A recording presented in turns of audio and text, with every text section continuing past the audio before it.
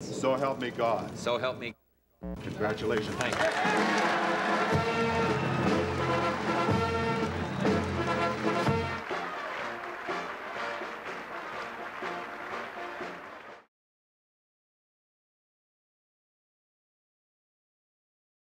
Barbara Bush will be remembered, first of all, for her look, her snow white hair, the fact that she didn't, like a lot of women as they age, want to dye their hair or have facial work done. She aged gracefully and graciously in terms of her physical appearance. She wasn't a clothes horse. She always dressed nicely, but she wasn't into designer clothes, for example.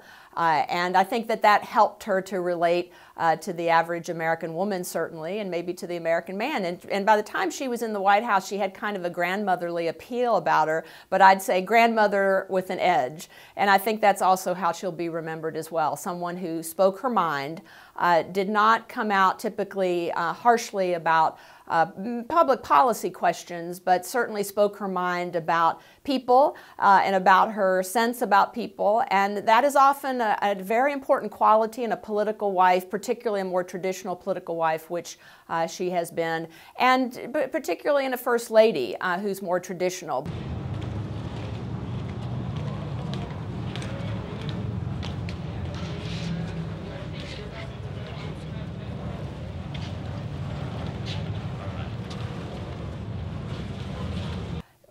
In a way, although Barbara Bush was a traditional first lady, she took on the role of modern first ladies, which really start with Eleanor Roosevelt, who came on strong, obviously, as her own woman in politics. But after Eleanor Roosevelt, really until we get to Jacqueline Kennedy and Lady Bird Johnson, we don't have first ladies taking on projects as Barbara Bush would do until the 1960s. So she's part of that line of modern and contemporary first ladies to pick a public policy issue that she cares about deeply and personally. And in the case of Barbara Bush, it was literacy, because one of her children had a learning disability, had some trouble reading, and she became very interested in that, particularly interested in it as it involved immigrants to this country for whom English was a second language. She also connected it to homelessness and realized that many children who aren't able to read, this is because they are homeless. So she put all these factors together and really made that the cause of not only her first ladyship,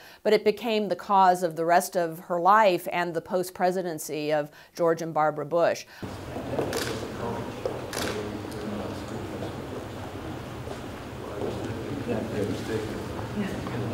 Yeah, amazing.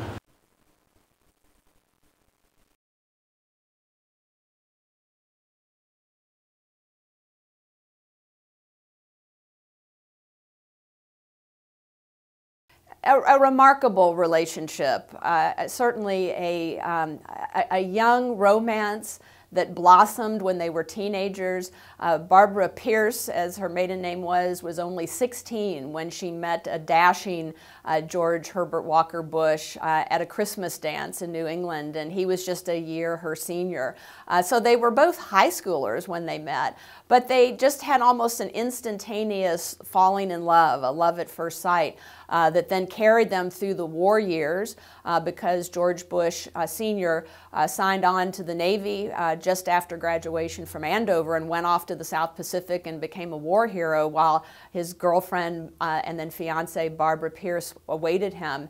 And as soon as he was shipped home by the early part of 1945, they married and have had this 70-plus years of, generally speaking, wedded bliss, it would seem, though they have had their bumps in the road over that time, including the loss of their daughter Robin to leukemia in 1953. But it's been a strong political partnership.